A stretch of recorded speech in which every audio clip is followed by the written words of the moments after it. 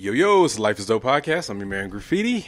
Good morning, ladies and gentlemen. It's your boy, Davey. Oh, What's afternoon? You make yourself flinch like that. That was weird. Yeah, because, more fire, more energy. More energy for your head. Yeah, man. Should we just do the whole interview in a fake-ass accent? Since that's Man's acceptable dim. now. Man's For the dim. man's dim for the boy. The boy and the man. The boy and the man. Wasn't no cameras, wasn't no pose. Man, get that shit out of here. What else is going on in the world, bro? Man, it's a lot that's been going on. I saw this picture of, who's it, Tom Hardy? Tom Hardy and 50 Cent. Tom Hardy? Is it Tom Hardy? Bro, if he's white, I don't know. Who's the dude that he's playing? He's in all those action movies, and he's in, Venom? Oh, Yeah, Tom Hardy. Yeah, I don't know his name. Yeah, 50 Cent is tall. Either that or Tom Hardy is short. This is how we started. This is how we're starting it off because that's what was on my 50 Cent mind. is tall. That's what was on my mind today. It's like, 50 Cent is a big dude. But pause, yo, chill. Pause, yeah. Before we get into all that shit, let's go ahead and introduce our guest, man. All right. Very special guest in the building. Straight up. It's been a long time coming right here. You guys know this guy, and if you don't, you know him, even if you don't think you know him, because he's behind a lot of shit in the music scene. But we'll let him explain it. We got my man Mike Coates in the building. Hey, make some noise. Make some noise. Man, it's great to be here in the presence of greatness, man. Oh, Finally. Man. We ain't shit. You got it, my brother. Man. Hey, that's all you. Hey, we just trying to get like you, bro. It's just a squirrel. Man, you got him. Hey, you already know. Let us know. Man, yeah, shit. That going all day. Hey, let us know how we can be like you. We trying to get on your level, Playboy. Hey, straight up. It's That's not- like a whole segment in itself. But for the people that don't know, who are you or what do you do? Basically, just do a lot of shit that nobody really knows about all the way. You know what I'm saying? FBI and Yeah, shit. anonymous nobodies. I see. Anonymous Look, and nobodies. humble too. Check that out. Ah, man. Nah, man. Mike Coates. I grew up in historical 5500 block of Marbella. Hey, Okay. gang, You know gang, what I'm gang. saying? Whole lot of. I'm a full-time dad, full-time student, Word. full-time homeowner, new homeowner. Hey, that's major. Shouts to that. Right on that, yep. Big team. I will be growing gray from the whole experience here soon, just renovating and doing all that stuff. But, I'm 1/8 of a classic group I feel like it's called The Food Chain. The Phenomenal. Mm-hmm. Y'all should add The And, Phenomenal. The I'm Phenomenal an Food executive Chain. producer. I've done stuff with like the 3 Project. Work with people like Midas, Amy's last 2 projects. Okay. I just kind of involved in a lot of different stuff. Word. You know what I'm saying? Here and there. Honestly, my biggest duty is to serve. So I just Right. have always just been kind of like the corner boy. I'm always involved in something going on, Right. but just not out in front where people really see the recognition all the time, things like that. Sometimes the shadows is the best place to be, man. For sure. 'Cause shit gets weird out here. It does, man, and I enjoy being in the shadows, bro. Word. But go ahead. I was gonna say, have we talked about the 3 Project yet? And like the beginning of that and what started it? The and- controversy. Yeah, everything that was. Now's the time. Let's get into it. So the 3 Project, you had a heavy hand in that. What was that for the people that may not have heard of that? Well, we kind of had shut Food Chain down just for a little bit, and I got asked by Francois to partake in an opportunity called the 3 Project, and we kind of went around and talked about some different ideas. And there's a gentleman by the name of Akil. Shouts to Akil. Yeah. Akil is somebody who has taught me everything that I know in terms of the music stuff, and a lot of people don't realize he has been involved in some of the most classic projects. I mean, from people like Kingdom and Don Blas when hip hop was really just kicking off here. Right. So we wanted to definitely bring him in. We collectively brought in a couple of different people like KMG who signed off like a blank check on studio time, which was like unheard of. Yeah. Other people involved like Rude Johnson, some DJs like Chones and DJ Lewiside, and basically just came up with an idea to say, okay, well, one thing the city is lacking is basically some cohesive working together. A lot of people don't get the experience of sitting in a room with somebody who's going to be critical to them. Right. And so we thought it would be a good idea to create a space for that. We couldn't reach out to all billion rappers in Denver, so we narrowed it down to, a couple dozen singers and MCs, and brought them into a room, private invite, and we documented this process of what it's like when you stick all these different personalities and people in a studio and just record. The plan was no plan. Right. And see what happens. Word. So it's a lot of chaos. What people don't realize is like, people aren't used to dealing with a project of that size. Mm-hmm. That's kind of a skill set that I've always have had, is just being a calm, person, kind of dealing with a lot of adversity and just trying to create creative spaces for people where you could give constructive feedback and, just see a project from start to finish. Right. So we didn't really have an idea how it was going to go, where to start or whatever. And so what we did is we started booking sessions, and we ended up recording for an entire year. And we had, 24 verses on every song. We had 6 hooks. Right. We'd bring in a bunch of different singers like John Shockness or Kid Astronaut, Amanda Hawkins, Natalie Tatum, Jay Carey. Word. We'd bring all these people in as kind of the audible artists to, shoot ideas and things like that. We didn't have an idea what we were shooting for. We just wanted to, push people a little bit. And, you had new characters like Ray Reed, who at the time was just kind of figuring things out. He was kind of like a bashful dude. And, right. And then you've seen how through the process, he grows and becomes one of the most hungriest people out of the project. Yeah. But again, you go back and there's all these different verses and all these different hooks, and we had to deal with a lot of adversity. You end up recording for an entire year. Yeah. And I not had everything can make it. Nah, man. And so I had to sit in the studio for a couple of days at a time, 3 days, 2 different times, and piece verses together. And it was a fucking miracle that it even was a project. You know what I'm saying? So right. You have people that are mixing and engineering that were like fired from KMG right. in the middle of the project, and things like that. And so you have people that are told to rewrite a verse, that come unprepared, and things like that. And they kind of, you do your best to try to get them involved, and they just don't make the cut. It's not the environment for them to be successful. And so we saw people kind of fall off the project. We saw new people come in and things like that. And, we put it out in December, of 2013. Mm-hmm. And it did pretty well. You know what I'm saying? Like Damn, it was that long ago? Yeah. Wow. So what we did is we threw a show at the Bluebird. Mm-hmm. You can never get like 2 people on the same page. We were able to collectively pull everybody on the project together. Wow. Put the food chain band together, and I just was able to share some things about the artistry that I feel is important to being able to connect with people. Mm-hmm. Being able to connect with the audience in a natural way that's not so gimmicky and played up. You know, and we threw a show, sold the show out at the Bluebird, and then we did a couple videos. I mean, we would have liked to have shot videos for everything because there's some solid joints on there, but dealing with personalities and people, man, is not the easiest. And when you're dealing with no budget, really, and things like that. So a lot of the controversy behind that was the artists that didn't make the project or felt like they were overlooked.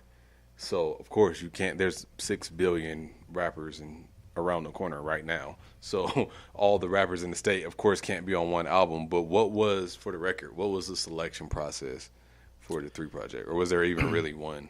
I mean, we had conversations. We tried to look at people that we thought would be that were already kind of moving in their perspective, that were kind of close and on the verge, but just needed some additional push to learn how to collectively put together a team of people. Right. To be able to find the right engineers, be able to find the right people in promotions or marketing, build relationships with the people that are, in charge of like, AEG Live or these booking Right. agents and things like that. DJs, how do you reach out to build a collective of people so that you're surrounding yourself around people and things and situations that are consistent with moving you toward or forward whatever your goal is. Right. So honestly, I mean, we had conversations. These are the certain people that kind of came to the top of the top of the thought process. Yeah. And we reached out. You know what I'm saying? And the positive of it all is that you see so many more people working together collectively now Yeah. than you did before. It definitely popped off the whole bunch of rappers at the Bluebird trend. Yeah. For sure. Yeah. For lack of a better way to call that. But that's what started it. Oh, For sure. are we getting spicy now? Are I'm we? just saying. That's what it is. Sounds spicy. It's spicy, but that's what it is. As far as so that's a good thing that you bring up, and we haven't had a chance to really talk about executive producing, and so I'm glad that we got you here. So what goes into? So I guess what's the difference between producing a project versus being an executive producer? What goes into that? Talk a little bit about that, please. Sure. I mean, well, you're one of the greats, production wise. Who, me? You know how to. You got it. I ain't shit. I'm trying to be like you. Hey, you already know it's. Hey, I'm just working. I'm just trying to be like you and Graffiti over here, Oh, man, we and ain't- producer we ain't Julius. shit, brother. Man, let's stop that. Hey, this y'all world, man. I'm just in it. Nah, King Davey, man. Damn, you get a new moniker every week, yo. Now it's King Mighty Davey. Davey. Last week it was Davey Man with Ariana. So like a producer, he produces music. You could play a multitude of instruments or whatever. You put an idea together and you present it to an artist, or in your case, you got this hidden artist, secret artist that you are. And Yeah, I hear that. That you are. I hear that a lot. allegedly. Allegedly. Nah, so and then an executive producer, I feel like is someone who comes in and, knows how to maximize the sound, knows, the different artists to bring in, different musicians, and is able to see an idea from start to finish. From the mixing to the, like I said, the musicians, the artist that's working on the record, being able to provide creative feedback and things like that. So it's kind of like the orchestrator. For sure, like the manager of the project, basically, Right. or the joint. That was a good question because I always wondered that. Like, what's the difference? Because there's a lot of executive producers that can't work a board to save their life, but they know how to put the right artists together. Khaled. Yeah, Khaled. I didn't want to say it. Yeah, DJ Khaled, basically. I think I might be an executive producer next week. Yeah, See, I said next week. So how Short-term did- goals, people. So how did you know that executive producing was the thing for you, and that was the role that you wanted to step into? I try to just operate in life without really like a title or anything like that. I mean, like I said, I really just serve. I grew up with nothing, and so my parents, even aside from that, they always helped so many people, man. You know what I'm saying? Like we had 100 people live with us from the time I was a teen all the way until I was graduated and on my way out. Like they helped so many people, and I was a little bitter of that growing up initially because I didn't understand. Right. You know what I'm saying? And but now that I got older, they learn to give the way the creator designed for you to give, and that's without expecting anything in return. And so I later realized that I was doing that. You know what I'm saying? Like that's what's rooted in my life is just being in situations, and giving of the advice that I've learned. I'm a student first, and so I put myself in situations to just share my expertise and share, I've had something in my heart since I was younger about just being impactful and, when it's all said and done, what are people going to remember you by? Right. And the art is just a reflection of who you are when nobody's looking. You know what I'm saying? And so when you're tapped into that, your artistry automatically seeps out of the pores of that. And so that's why you could be in a room full of people you never met and create an interaction with them that is life changing or is set apart. And so I'm an example of living the journey to find that. And so being conscious through that, I've seen how powerful that experience is with Food Chain. That's all Food Chain was. And so out of those experiences, I find myself being willing to share those with other people. Right. And some people, it connects with, and some people don't. And I try to just pick and choose my spaces, you know what I'm saying? And I try to work with artists that are, willing to, listen to it and absorb that. And, I believe that there's fruits that show from that. You know what I'm saying? Definitely. Yeah. So we keep saying Food Chain. For the people that don't know, let's go ahead and talk about Food Chain, the history, what it is, what it was. Let's just get into it. I did kind of the same thing. That's kind of what the 3 Project was built kind of sort of from, is that I collectively started to almost kind of connect with people that were far superiorly talented than I was. I ran into a kid named FL when he was 14 at the barbershop. And, we were both young. He was much younger than me, but he just was like a young Nas, man. And I started to work with FL, and then Ornell, champion, sound killer. We had been friends for a long time, and at the time he was real big with the sports talk, and he was doing a show for the Rockies on Fox Sports, and had his own daytime show on FS 104.3 The Fan. Right. And we brought him in. He's one of the most incredible lyricists ever, one of the most talented people I ever met. And so then I found Prod. Me and Prod actually connected because we both, I grew up in Montbello, so I'm good friends with Interstate Ike. Yeah. We grew up together, and so me and Prod were collectively producing stuff for Ike. And I was like, man, who is this kid? Like, he sounds like a grown man, just right. so much so. So I hunted him down, brought him in.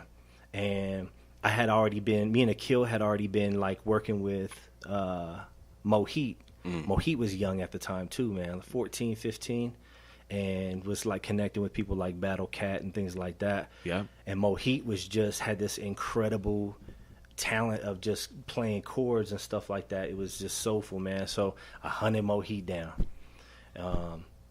C1 is Akil's cousin, so we connected in that way. And I just collectively started throwing all these people in the studio. Midas was there, J1 was around. Collectively throwing everybody in FL's mom's grandmother's basement. And we had no intention of doing anything, man. It was just I was just getting these guys together. Prod was producing, Mohit was producing, and it was just happening organically. Well, I started leaking some of the music out to at that time. Q Salazar had a blog, and Chones was doing a live podcast DJ show. So I started leaking stuff out to a couple of different people, and they're like, "Damn, who is this?" Right. And we didn't have a name, anything. And so Q was writing for the Westword as well. They for whatever validity it is, Westword had blogged something about, we don't know who this is. It's a collective of a bunch of guys, but whatever it is, it's refreshing. Everybody was pissed, man, that they're like, who's doing this, man? So they knew it was me. And so we saw that there was some potential. And so we came up with the name The Food Chain, and worked with Akil and J1 to just come up with a simple logo. Yeah. And collectively, we just printed out 10,000 plus CDs. And it was real important for me to find a cost-effective way to do it, but also make sure that everything the branding was solid. Right. So we found a very cheap, cost-effective way to make them look solid, and we printed them out tens of thousands, and there was 8 of us. So we would go everywhere, and everybody got free CDs. Yeah. So we did that for about 7 months, and you couldn't get to, get a ride from somebody or go to somebody's house without that CD being on somebody's desk, or somebody's coffee table, or somebody's car.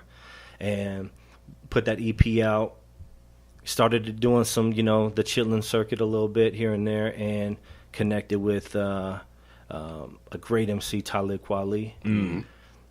Pulled us to the side one night, and from that point on, we built a relationship with him. On the next project, so that we started basically kind of seeing, man, there's some potential in this. We don't know what the fuck we're doing. Right. You know what I'm saying? So put out another project called Brunch. Corpses. And Corpses was just kind of like a radio show, with some instrumentals, and we just were vibing in the basement. There was no intention of anything. It was just super raw, man. Yeah. And we just depended on each other. Everybody collectively had a different style, had a different, duty or whatever. And we just started locking the shows in. We made it nearly impossible for you to get a show, And so what we did is we then try to evolve what we were doing live from just doing a DJ set to then you bring in these other elements of having Prod and Mohi play live, bring in a drummer, which was Alex the Great at that time, later Rob T, and put Lou's ass off of the DJ spin and threw his ass on like a keyboard bass. Yeah. You know what I'm saying? So then you got 4 MCs and 4 keyboards. And it was like a brand new Roots. You know what I'm saying? We were able to, chop up beats. Prod could play the drums live on the keyboard, play samples. Mohi could play the Jimi Hendrix on the keyboard. Right. You got all these different things, and so we just had 8 people just sweating it out in the basement. You know what I'm saying? For months. And what we were experiencing as men. In this tiny ass room was unforgettable, man. It was powerful. I mean, I got goosebumps thinking about it. Yeah. And what was happening is that was when we would get in front of people, it was translating the same way. And I mean, we had an amazing opportunity to play in front of tens of thousands of people, for like a 3-run, straight deal. And those, you've performed, you know what I'm saying? Like, there's nothing like the experience of putting together what you're doing and then getting in front of people, and they're just eating up what you're laying out, you know what I'm saying? I definitely agree. So that's what it was, man. It was just powerful. It was a powerful experience. And so I say that to say, the last show we did, I think, was South by Southwest a few years back with Eminem and 50. Yeah. And it was with Sway, a bunch of other people, and it was at the Austin Arena. And then, I think we all learned that if you have a gift and you don't protect it, and a lot of us, what we do from time to time is we try to, there's things that we are capable of doing, and then we try to put them in the hands of other people that don't truly have a vested interest, right, or don't truly understand what it is, right, and it could veer you off.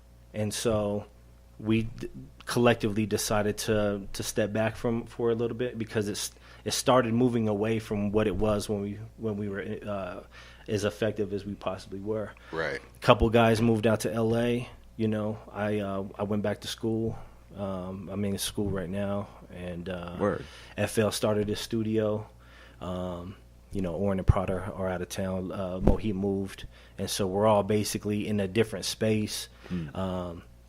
All of us have collectively moved ourselves forward in different places. I've been involved in different projects, and we had been in a conversation. Next year is like the 10-year anniversary of the first EP we put out. That was the next question. We were the original 420s. Yeah. You know what I'm saying? And so, like, can we get the band back together? So then we start talking about it, and everybody's the specific theme of the conversations between us all is, damn, there's so much of this that we really fucking cannot stand, that we want nothing to do with anymore.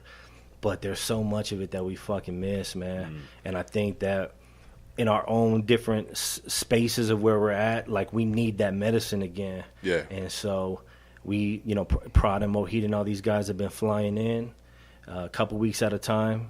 And, we were able to get in the studio on a few different occasions. And it feels like the magic that it had before. You know what I'm saying? There's no intention about it. There's no real idea of what it's supposed to be or whatever. But we just know that in the act of getting back together and just acting on it, we're finding something special that we all need. You know what I'm saying? Right. As an actual fan, man, like I'm interested to see what modern food chain sounds like, because just the different aspects, like you being a father and in school, and then like Prod is like a tech mastermind. He's you know what I mean? Entrepreneur. He's killing it, man. Yeah. So it's just like the new aspects of life that will be presented through the music. That should be dope. I think that should be dope. I agree, man. And I know that Graffiti and I, we were here for a lot of the rise and success of Food Chain, and being able to see that in such a public way. Would you be able to talk about some of the low points, or what were the more difficult moments and the obstacles and just the things that I think that people really didn't get a chance to see behind the scenes? I mean, I think what it is, it really wasn't like this, dramatic fall, because we stepped away at a high point. You know what I'm saying? Like, I feel like people still regard it in a positive way. Mm-hmm.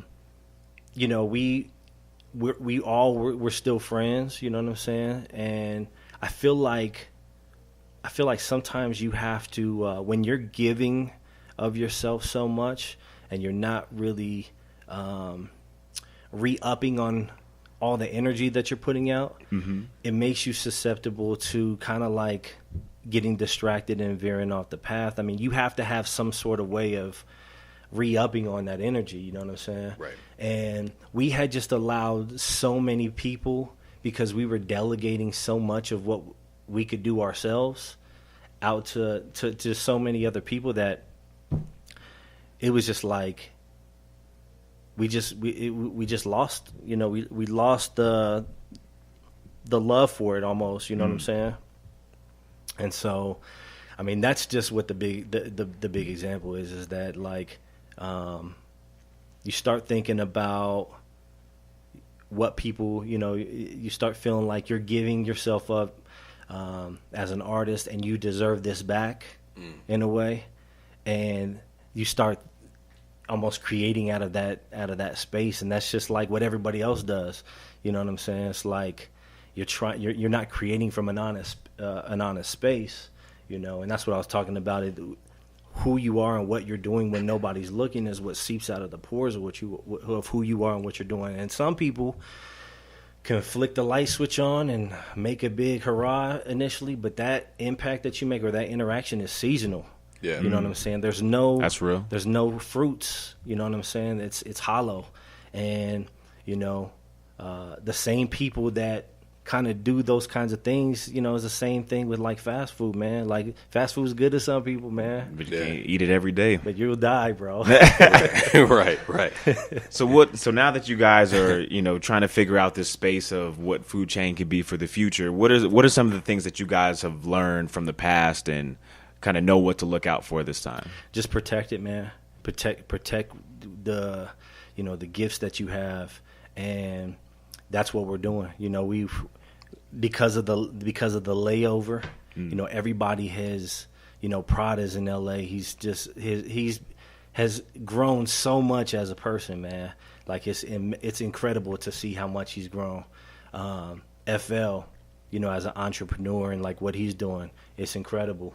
Oren, all of us have moved in different directions, you know what I'm saying? So it's like, now it's not so much like trying to come up and this and this and that. It's like, man, we all have a voice. Right. And now we're given an opportunity to have kind of like, your life goes in different seasons, man. Sometimes your life is in a season where everything feels like shit is just hitting the fan.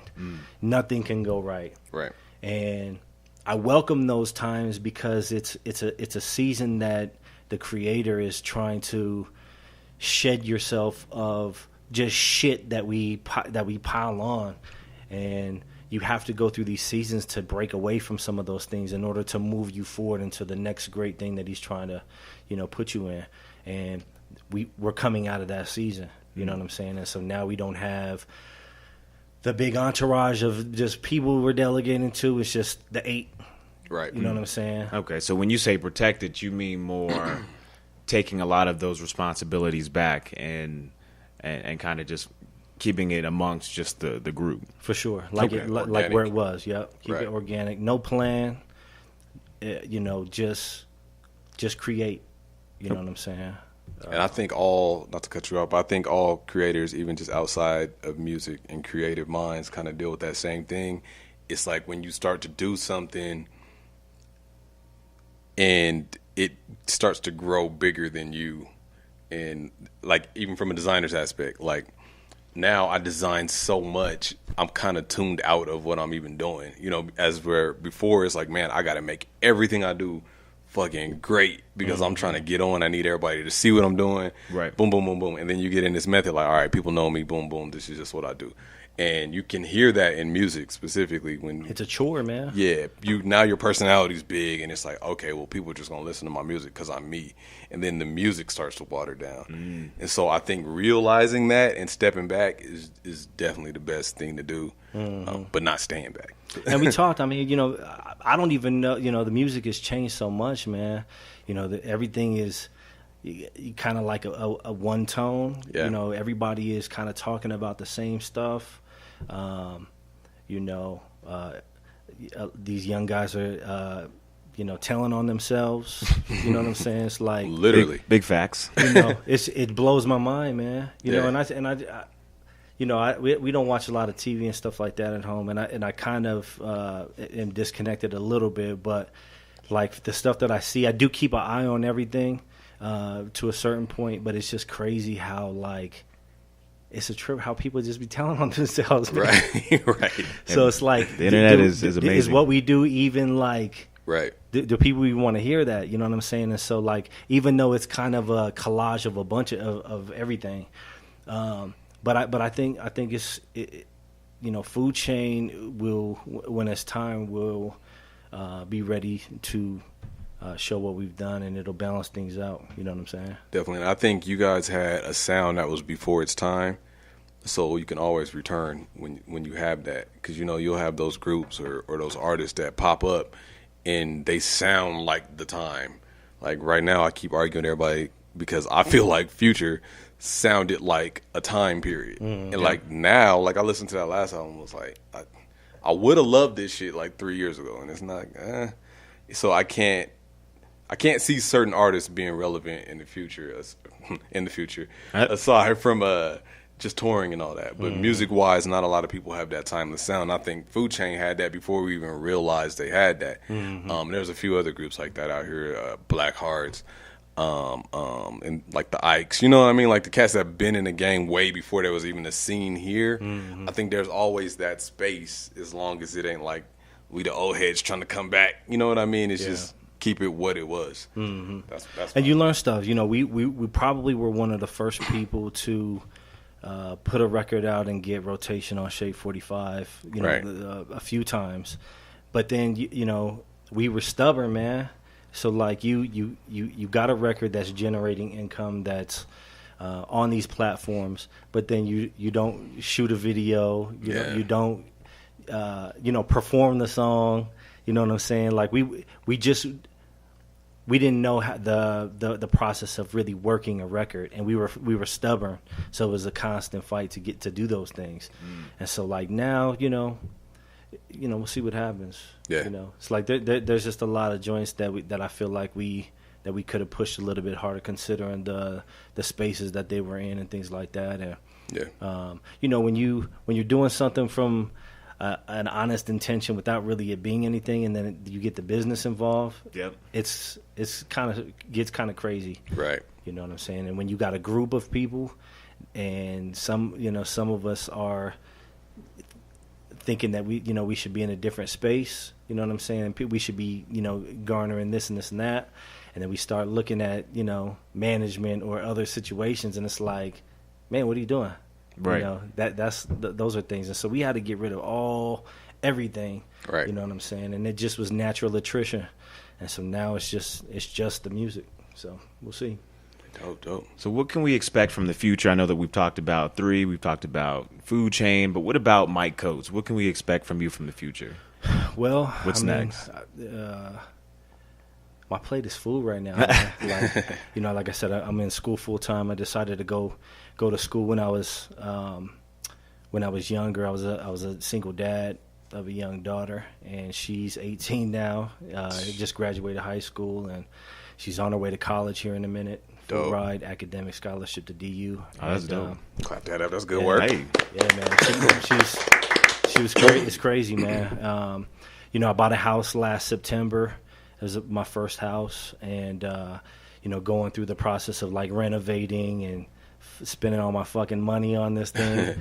But it's been good. I mean, we got an ideal, property, and I'm in the middle of a kitchen renovation now that's taken like 5 weeks, and it's like, I'm trying to just get my house back in order.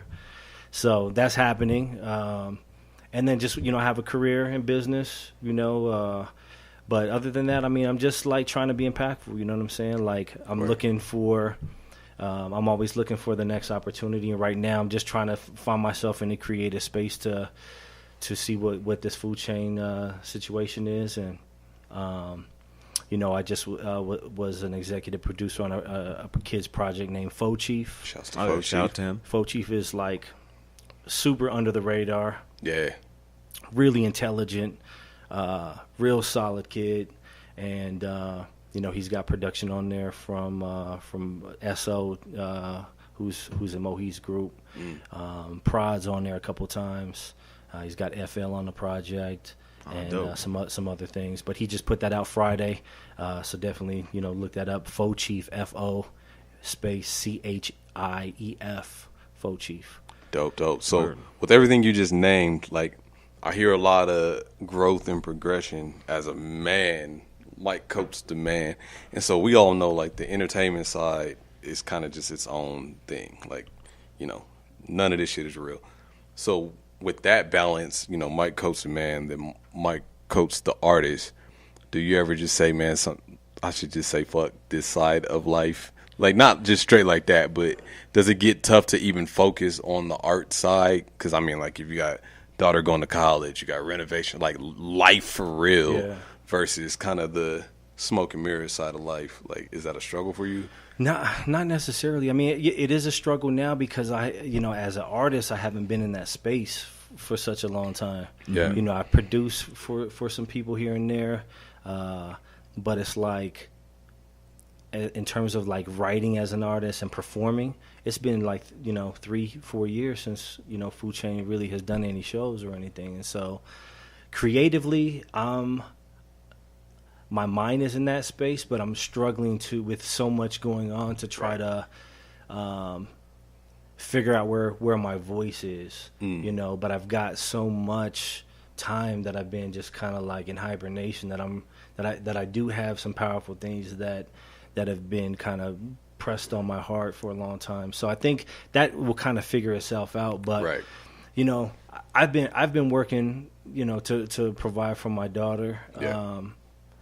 Since she was young, man. I mean, I've been there I fought to make sure that I was responsible for the type of woman that I wanted her to be in, and I wanted to protect her, and I did everything that I could, and so I did Food Chain on top of that, and so like Right. virtually I'm a glutton for punishment, and I'm like a master of time management too. You know what I'm saying? So it's like because I've done all those things first, I think it all figure itself out. Somebody told me when I was younger, like you'll never, if you're not being impactful with the people that are close to you, don't ever fucking think that you're gonna walk in front of a room full of people you never met and you're gonna create this interaction with them that's like, who the fuck is this? And like, we want whatever that guy has. Right. You know what I'm saying? It'll never happen. So that has always scared me. You know what I'm saying? So I live by the fact that if my situation is not straight at home, and around the people that are close to me, then I will never be able to be, effective with other people. You know what I'm saying? So it's a scary thing, man. You know what I'm saying? It's real. It'll keep you in check for sure. And what's something that's even interesting just from hearing like your story and just previous episodes, like I'm learning like there's not this grand point where you just make it. Bro, I was sitting here thinking the exact same thing. Like because even down to like it doesn't matter how much money you make or what level of success that you reach. I think it's just you have to create that point within yourself of, this is the life that I want for myself. This is making it for me.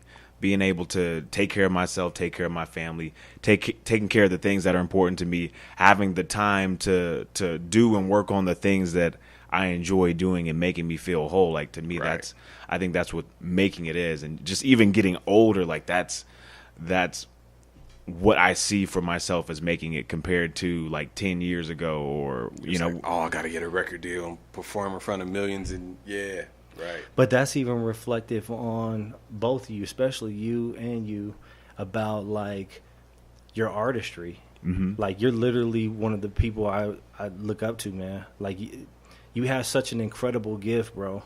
And man, I just live in this world, man. I don't even maybe think you really realize it, man. He doesn't. You know what I'm saying? He doesn't. But the fact that you're aware of these things just shows me that you are that it's what's seeping out of the pores of what you do, man. And that's why you have a genuine. You're not really trying to create in the space of like let's do this or let's do that or right. The gimmicky shit, man. You know what I'm saying? It's like. So that's why I have a respect for the things that you do, and as well. Much appreciated. That's why this Life is Dope is flourishing. You Julius as well. You've been working for a long time, man. Shout out to producer Julius. Yeah. Word up. So it's just like that's why this, and we've had these conversations. That's why these things start from an idea, and because it's genuine and it stays that way, it attracts. It's the law of attraction. The energy stays that way, but you just have to continue to protect it. You know what I'm saying? Because then you got like people that try to come in here and give you a product or whatever, or do this and try to get you to shuck and jive or whatever, and then it's like, nah, man, like we're not doing that. You know what I'm saying? Literally just had that conversation. Yeah, man. It's I say that all the time. You got to protect your energy. It sounds corny, but it's a real thing, man. Like, and you kind of laid out a perfect example of it throughout this whole journey and this story. And then back to Davey's point, I was sitting here thinking the same thing. Like, a lot of the artists that we speak with or writers or people in the industry, they kind of highlight everything outside of the actual music. Like, well, I do this, because that's what's really, I don't want to say really important in life. But when the music fades and the whole persona fades and the next hot thing comes out, it's like, what do you have outside of that? So I think that's a good message to put out there. Yeah, man. I mean, as soon as I'm watching something and as soon as I see him pull out a wad of cash and they're talking about trapping and it's like, it's got the typical like rapper checklist. You know what I'm saying? Like, this is what I need in my video. This is what I need to talk about in my song. Right. I just tune out, man. It's like, this is crazy. Right. And I mean, that's starting to translate in the music. I don't know if it's just because I'm getting older and my ear's different, but I'm starting to notice, and it could be just because hip-hop is getting older. Like, it's still a young genre, so we're starting to see the artists we've seen younger mature, like the Jay-Z's and cats like that. But, like, when I listen to a J. Cole or a Jay-Z, and I'm starting to hear more about credit, and I'm starting to hear more about investments, as opposed to just making it rain all the time, it's starting to register a little bit more. Like, damn, like, this is what I should be on. And I think hip-hop is powerful with that. So I say that to say this. Do you think that will it always kind of was, but you think that would be more like a focus of future Food Chain music? It's just like, I don't want to say conscious, but like more of that grown man message? I mean, it'll be in there. You know what I'm saying? Like, I really don't know exactly what it's going to be yet because it's just it's just being now. But I definitely think it's going to show growth and maturity and we're in different spaces, you know what I'm saying? Yeah. And so it's not going to be the, like, I'm trying to come up, maybe like it was before, you know what I'm saying? Because we're all established, prospectively, in terms of where we're at, but that stuff's going to be there. I mean, you got to be careful about the words that you speak into existence. Mm-hmm. You know what I'm saying? Like, the things that you put out there, they draw near to you. You know what I'm saying? What you write down, you remember, and what you speak comes towards you. Right. You know what I'm saying? So it's like those things. That's real. It's a universal law, man. You know what I'm saying? So you just have to be. We have a little bit of time here on Earth, man. You know what I'm saying? And it's That's like, true. what are you doing with your time? Right. You know what I'm saying? Like, how are people gonna remember you?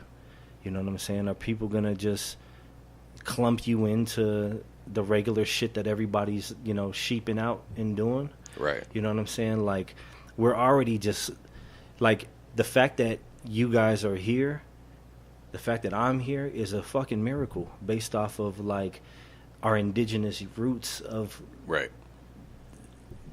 decades and generations behind us. You know what I'm saying? Like, you shouldn't even be here. Right. You know what I'm saying? So like, you are a reflection of your ancestors' prayers, man. You know what I'm saying? And so it's, they tried to do everything that they could to disconnect you and eliminate you from this planet. You know what I'm saying? And the fact that you are here is a very small percentage. Right. And so we have to, and we don't think about those things, man. We just, we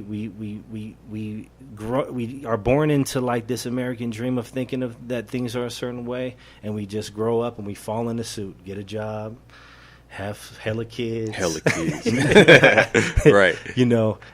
Just zombie out into whatever situation, clock in, clock out, and it's like, are we really like living our truth? Are Right. we living an impact? Do we have fulfillment in the things that we're doing in our interactions and things like that? So It's real. Yeah, Now y'all see why I be talking to Mike all the time. Yep. It's that knowledge, man. It's a Montbello thing. Don't trip. Okay. Right. But I was going to ask the knowledge question, but you dropped a lot on this. So, Davey? Hey, well, as far as social media, how can people connect with you? How can everyone follow you? Mike Coates, MICCOATS.